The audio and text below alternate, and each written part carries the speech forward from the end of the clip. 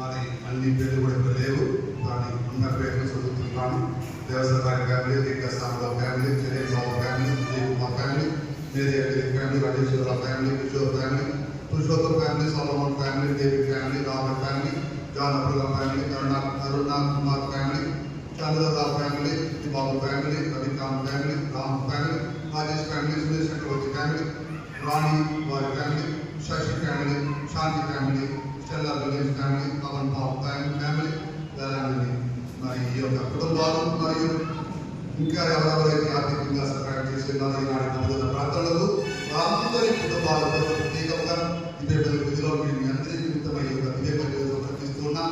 మరి ఈనాడు ఈ యొక్క మొదటి దిన దివ్య బలిని సమర్పించడానికి ఈ యొక్క గ్రంథాన్ని నెరవేసి మన అందరినీ కూడా ఈ యొక్క ప్రార్థనలు అర్పించడానికి మన వద్దకు చేసుకున్న ఫాదర్ డిఎస్ పాల్ గారు స్వామి వారిని ప్రేమతో సాధారణంగా భావిస్తున్నాను. మనందరూ కూడా కరపొందండి వారిని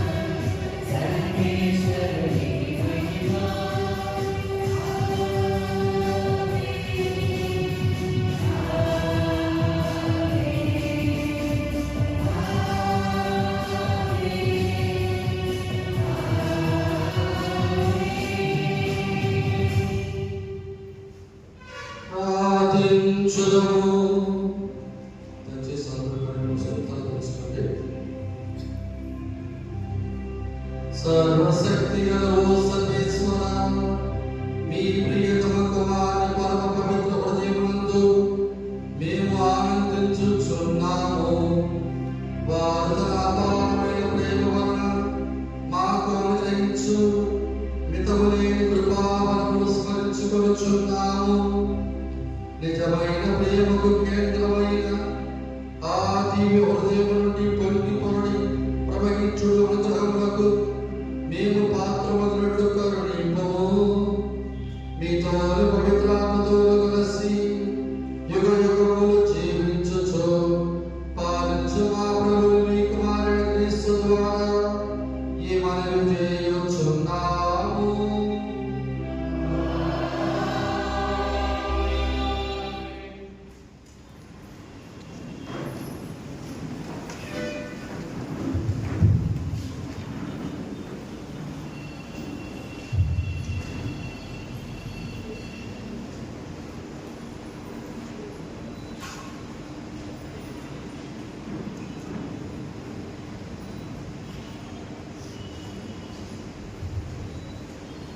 మొదటి పట్టణం యెహెజ్కేలు గ్రంథము అధ్యాయం 36 వచనములు 26 నుండి 31 వరకు. మీకు నూతన హృదయమును దయచేయుదును, నూతన ఆత్మను మీలో ఉంచెదను. మీ నుండి రాజకుండిని తీసివేసి మీకు మాంసపుండును దయచేయుదును. నా ఆత్మను మీలో ఉంచి మీరు నా చట్టములను అంగీకరించినట్లును నా విధులను పాటించినట్లు చేయుదును. అప్పుడు మీరు నేను మీకు వివరించిన నేలపై వస్తుందరు. మీరు నా ప్రజలను నేను మీకు దేవుడు నమ్ముదును. నేను మీ అపవిత్రత నుండి మిమ్మల్ని రక్షించును. నేను ఆజ్ఞాపించగా మీకు ధాన్యము పుష్కలంగా లభించును. ఇక కరువుండకూడదు. నేను మీ పంట చెట్లు పాములు అధికముగా పండినట్టు చేయను. కావున ఇక మీదట మీకు కరువు రాదు. అన్ని జాతులు మిమ్ము హేళన చేయరు. అప్పుడు మీరు దుష్కార్యములను మీ అక్రమములను వెంటికి తెచ్చుకొందురు. మీ పాపములను హేయమైన కార్యములను తలంచుకొని మిమ్ము మీరే చీకొట్టుకొందురు. ఇది ప్రభువు వాక్కు.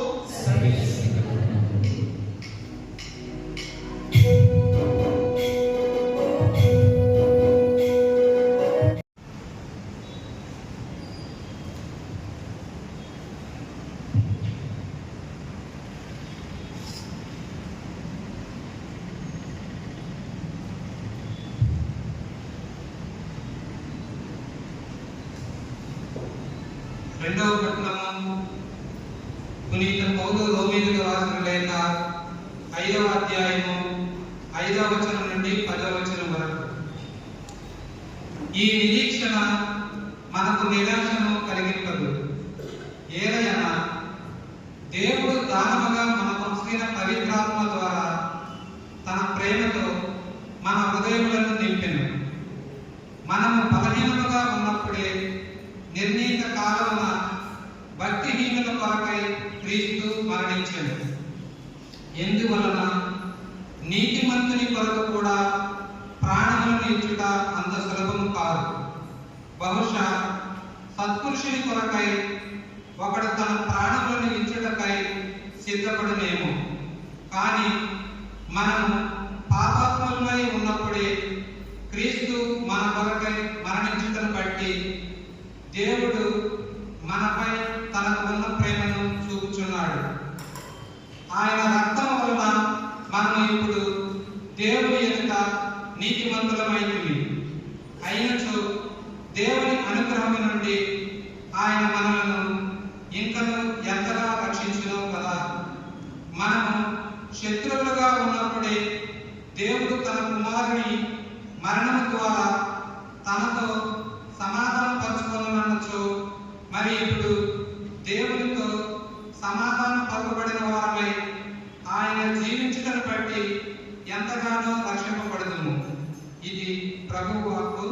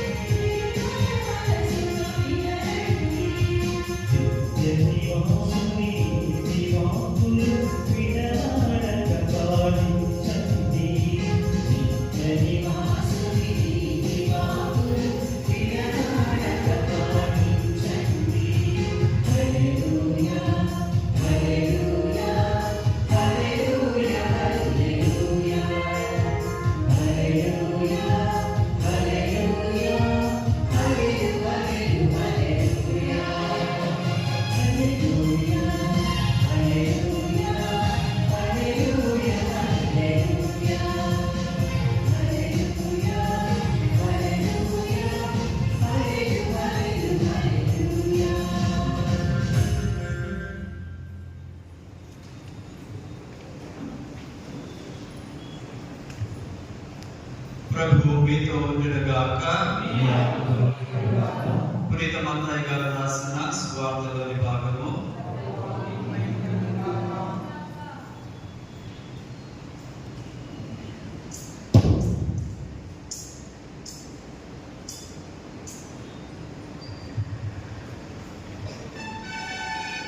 మత్తయి సువార్త 11వ అధ్యాయము 28వ వచనం నుంచి 30వ వచనం వరకు.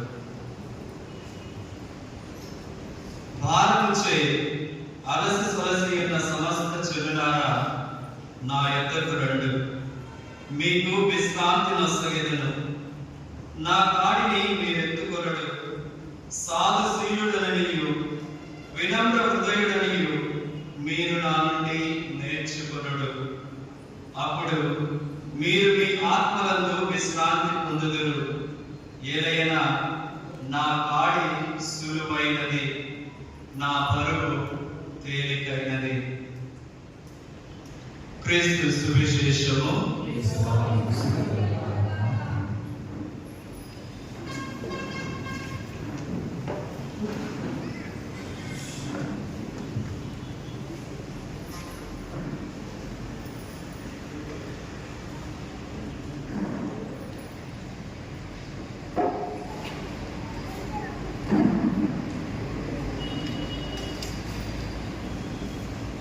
యేసు క్రీస్తులో ప్రియమైన సోదరి సోదరులారా, తిరుసభలో చేస్తుండే భక్తి ఏ విధంగా ప్రారంభమైనది అయినా మనం ఒకసారి తెలియజేసుకుందాం. 1647 సంవత్సరము ఫ్రాన్స్ దేశంలో లొతేకు అనేటువంటి ఒక స్థలంలో ఒక పాప జన్మించింది. ఆమె చిన్న వయసు నుంచి దివ్య సప్రసాదంలో ఉండే యేసు ప్రభు పట్ల ఎక్కువ భక్తి ప్రేమ కలిగి ఉండేది.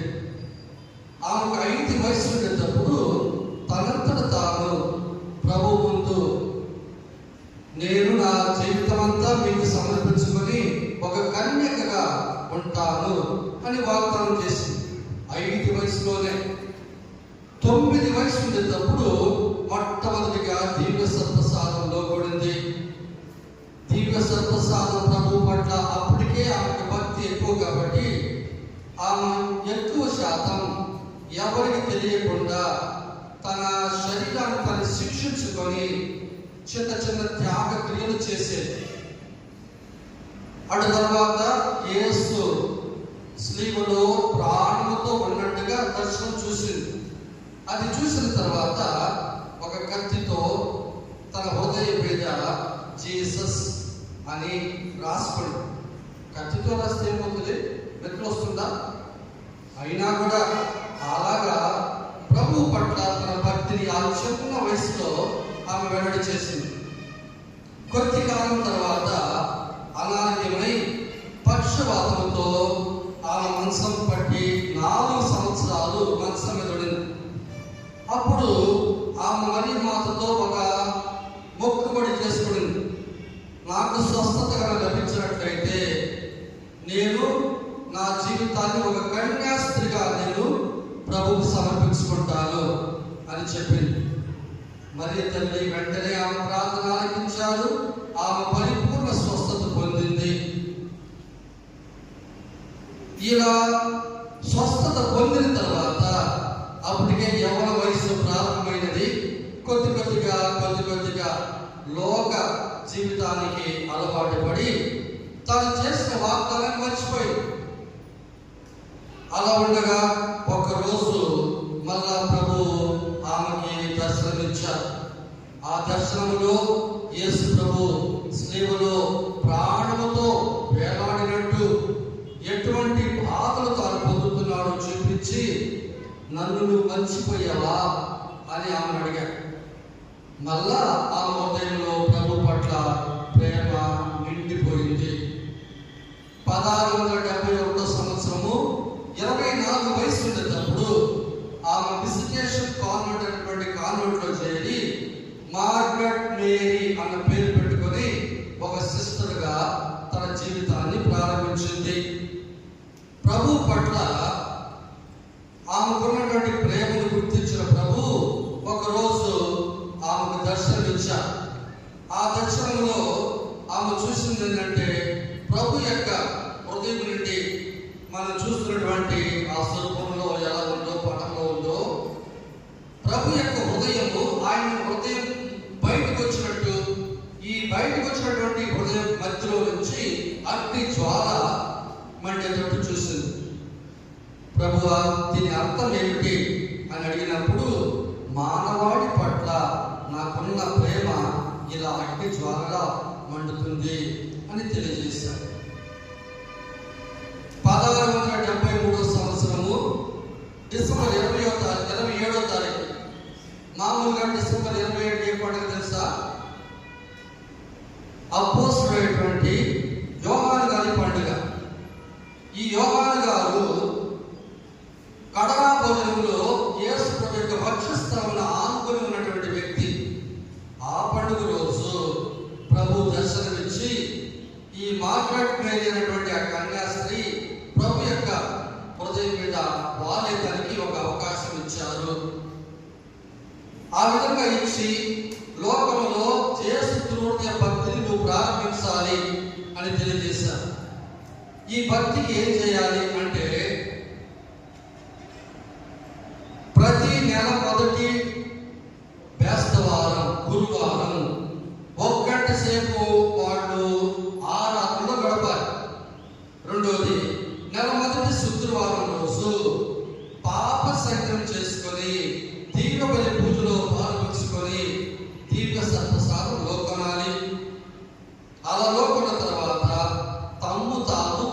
యొక్క హృదయానికి సమర్పించుకోవాలి. ఆ తర్వాత ఈ పండుగను కొనియాడాలి అని ప్రభు సూచించారు. అప్పుడు ఆమె ఎంత చెప్పినా తన మఠంలో ఉన్నటువంటి పెద్దమ్మ గారు, ఆత్మ గురువు, వీళ్ళిద్దరు తప్ప మిగతా వాళ్ళు ఎవరు నమ్మలేదు. చాలా మంది గురువులు, కన్యాస్త్రీలు ఇలా చెప్పేది నిజం కాదేమో అని అనుకోవడం మొదలు పెట్టారు. చివరికి 1690వ సంవత్సరం ఆమె చనిపోయింది. ఆమె చనిపోయిన తర్వాత జేసు సభ గురువులు నమ్మిన వాళ్ళు ఈ యొక్క భక్తిని వాళ్ళు కొనసాగిస్తూ వస్తున్నారు. 75 సంవత్సరాల తర్వాత ఇక అందరూ అంగీకరించడం మొదలు పెట్టారు. ఆ తర్వాత 174 సంవత్సరాల తర్వాత ఆమె యొక్క సమాధిని తొవ్వి చూసినప్పుడు అలాగే ఉంది. 1850వ సంవత్సరము 9వ పద్మనాథ బాబు గారు ఈ యొక్క జేసు పండుగ అందరూ కొనియాడాలి అంటే జేసుడి యొక్క దివ్య శరీర రక్తాల పండుగ అయిన మరుసటి శుక్రవారం అందరి పండుగ కొనియాడాలని సూచించారు.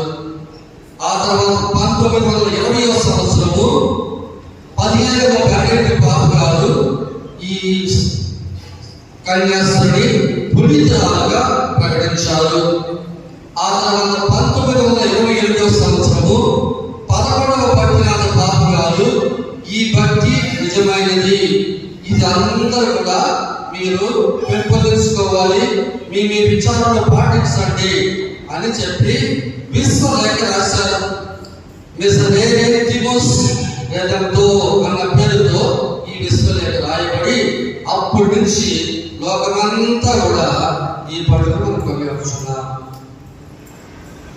ఈ జేసు భక్తిని ఏ విధంగా పాటించాలి, దానికి 7 మెట్లు పద్ధతులు చెప్పారు.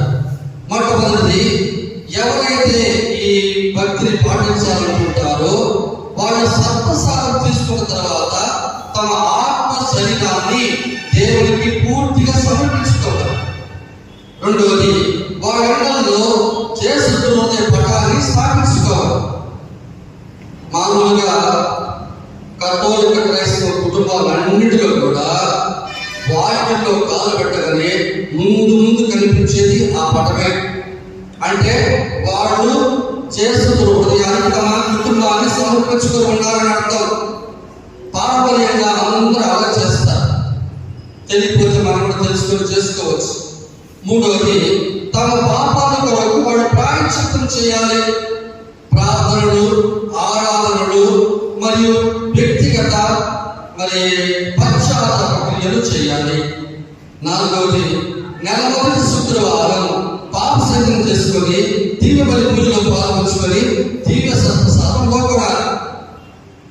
ఐదవది, చేసిన దివ్యోదయమున నన్ను కనికరించండి అని వ్యక్తిగతంగా ప్రార్థన చెప్పుకోవాలి. ఆరవది, యేసు ప్రభు ఏ విధంగా స్త్రీలో వేలాడేటప్పుడు తన విరోధులు మన్నించారో అలాగే మనం కూడా మన విరోధులను, మనమంటే ఇష్టం లేని వారిని, మన గురించి దుష్ప్రచారం చేసే వారిని మన్నించాలి. ఏడవదిగా, ఇతరులకి ఈ భక్తిని గురించి తెలియజేయాలి. ఈ 7 విధాలుగా ఈ యొక్క భక్తిని మనం పాటించవచ్చు. మరి యేసు ప్రభు ఎవరైతే ఈ భక్తిని పాటిస్తారో వాళ్ళకి 12 వాగ్దానాలు చేశారు. దాంట్లో 12వ వాగ్దానం చాలా ముఖ్యం. మొట్టమొదటిగా,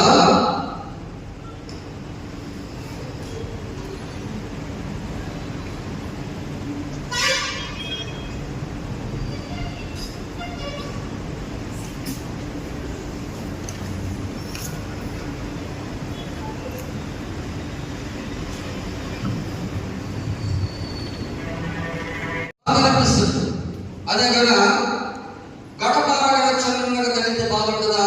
ఉండదు. ఎందువల్ల? అది మొద్దు బారిపోయింది. అలాగే మనస్సాక్షి కూడా ప్రారంభ దశలో మనస్సాక్షి మనల్ని వేధించినట్టు పాపం మీద పాపం కట్టుకున్నప్పుడు అది అసలు పాలకనే పడదు. పేతురు ప్రభువును సార్లు నాకు తెలియదని చెప్పాడు. అప్పటికి కోటి 2 సార్లు పూసేసింది. కానీ అది విన్నది ఆయన. 3వసారి పూసినప్పుడు విన్నాడు అసలు. అంటే అర్థం ఏంటి? అప్పటికే తన మనస్సాక్షి స్వరాన్ని ఆయన ఆలకించలేదు. ఎప్పుడైతే 3వసారి ఆయన కోడి పూసిందో అప్పుడు ప్రభు చెప్పిన మాట గుర్తుకొచ్చింది. అప్పుడు కన్నీరుగా ఏడవడం మొదలుపెట్టాడు. 2 సామ్యూయేలు గ్రంథంలో 11వ అధ్యాయం చదివినట్లయితే దావీదు రాజు తన సైనికులందరూ యుద్ధం చేస్తుంటే ఆయన మాత్రం ఇంటికాడ ఉన్నాడు. సైనికులు యుద్ధం చేస్తుంటే రాజు అక్కడ ఉండాల్సిన అవసరం ఏంటి అంటే ఆయన దర్శనాన్ని చూస్తూ ఉన్నాడు. అనగా ఆయన మనస్సాక్షి అప్పటికే దాదాపు నిద్రపోయింది. తాను పాపంలో ఉన్నాను అన్న విషయం అతను మర్చిపోయాడు. అంటే అది కేవలం ఒక రోజు జరిగిన శోధన కాదు, కొద్ది కాలంగా వచ్చినటువంటిది.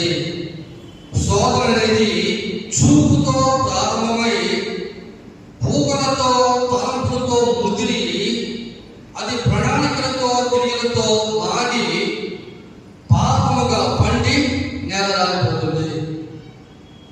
పాపం అనేది చూపులతో ప్రారంభమై మరి భూగలతో తలంపులతో ముదిరి ప్రణాళికలతో క్రియలతో అది మారి పాపముగా పండి నేలరాలిపోతుంది.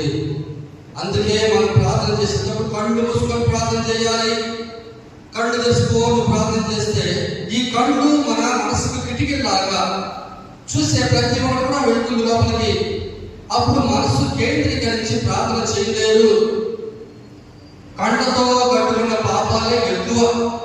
ఈ కళ్ళతో కట్టుకున్న పాపం అనేది శోధనగా మారి తలంపులకు వెళ్ళి తలంపు క్రియలుగా అయి పాపం చెల్లిస్తుంది.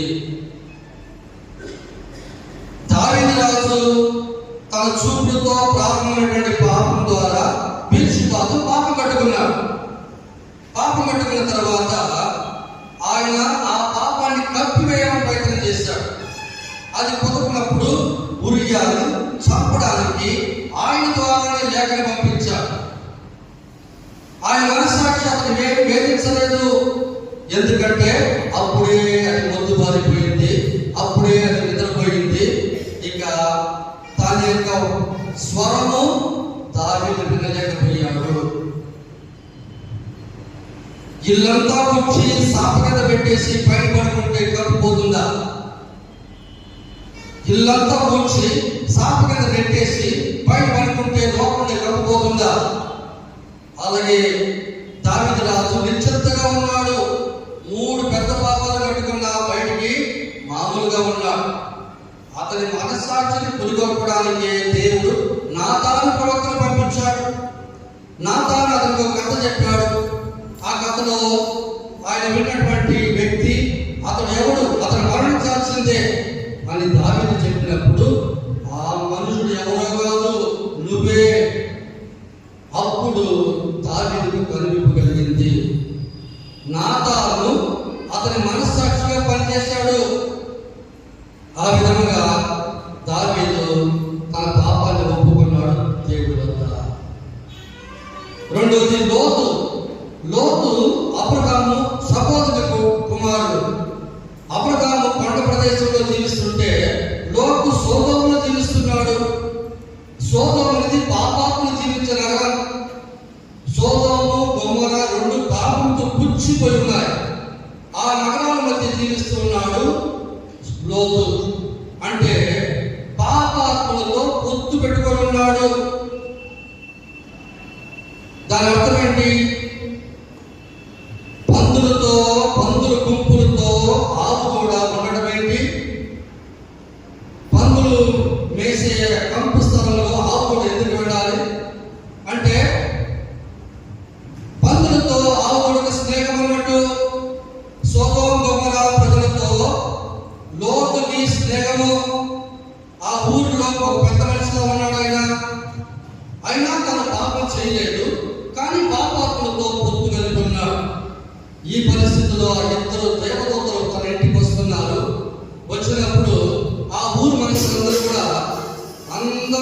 ఉన్నటువంటి ఆ ఇద్దరు దేవదూతలు మనుషుల్లా ఉన్నారు, వాటిని బయటికి పంపు, మీరు వాటితో పాపం చేయాలి.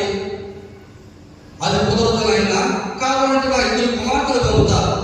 అది ఎట్టుంటారు? ఒక తండ్రి తన బిడ్డలను బయటకు పంపుతాడా వాడిని పాపం చేసుకోవడానికి? దాని అర్థం ఏంటి? పాపలతో పొత్తు ఉందానికి అతని మనస్సాక్షి అప్పటికే కొద్దిగా నిద్రపోయి పాపం యొక్క ఘనాకారం తెలియకుండా పాపులతో కలిసి జీవిస్తున్నాడు. పాపులతో రాజు పడ్డాడంటే పాపముతో పొత్తు ఉందని అర్థం. పాములతో కలుస్తుంది, పావురాయి పాముతో ఎప్పుడు కలవదు. మిద్రాష్ అనేటువంటి పుస్తకంలో యూదుల వ్యాఖ్యాన పుస్తకం, పరిశుద్ధ గ్రంథ వ్యాఖ్యాన పుస్తకంలో ఇవన్నీ కూడా తెలియజేయబడ్డాయి. చివరికి ఆ ఇద్దరు దేవదూతలు ఈ నలుగురిని కాపాడి ఊరు బయటకు పంపుతున్నారు. వెనక్కి తిరిగి చూడకూడదు అని చెప్పబడింది. కానీ లోతు భార్య ఉప్పుసం తట్టుకోకుండా ఉపలాటం వల్ల వెనక్కి తిరిగి చూసింది. అక్కడే నిప్పు స్తంభం, ఆ ఉప్పు స్తంభంగా మారిపోయింది. ఈ ముగ్గురు వెళ్ళారు. జోవార్ అనేటువంటి ఊరు పక్కన ఉన్నటువంటి పొగలో దాక్కున్నారు. అప్పుడు లోతు కుమార్తెలు ఏమనుకుంటున్నారు? లోకమంతా భస్మైపోయింది, పురుషులంటూ ఎవరు లేరు, మన తండ్రి తప్ప. మరి సంతానం ఏ విధంగా పొందాలి అని వాళ్ళ యొక్క ఉద్దేశం ఏంటి? మన నాన్న తప్ప ఒక మగవాళ్ళు లేరు, భూలోకమంతా భస్మైపోయింది. మనము మన నాన్న ద్వారా బిడ్డలు కనుక్కుంటే మన నుండి సంతానం ఉత్పత్తి అవుతుంది అని వాడు అనుకున్నారు. కానీ లోతుకి కావలసినటువంటి ద్రాక్షరసం వచ్చి ఆయన మత్తుగా ఉన్నప్పుడు ఆయనతో పడుకొని వాళ్ళు గర్భం ధరించారు. ఎంత మత్తు తెలుస్తున్నాను? అతని యొక్క ఏకపుత్రుడు మన